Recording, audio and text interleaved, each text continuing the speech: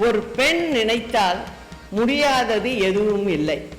ஒரு நாட்டின் வளர்ச்சிக்கும் முன்னேற்றத்திற்கும் பெண்களின் பங்கு மிகவும் அவசியமானது. ஒரு குடும்பத்தில் ஒரு பெண் படித்தால் போதும், அந்த குடும்பமே மேன்மை பெறும். பெற்றோர்கள் தங்கள் பெண் குழந்தைகளை தங்களுக்கு கிடைத்த பொக்கிஷமாக பாதுகாக்க வேண்டும்.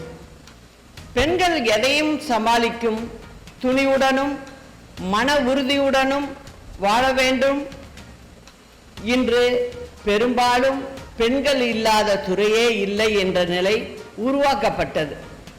காவல்துறை, இராணுவம், விமானிகள், கப்பல் மாலுமிகள், தொழில்துறை, ரயில் ஓட்டுநர், பேருந்து ஓட்டுநர், ஆட்டோ ஓட்டுநர், அரசியல் என இன்னும் எத்தனையோ துறைகளில் பெண்கள் தங்களின் திறமைகளை வெளிப்படுத்தி வருகின்றனர்.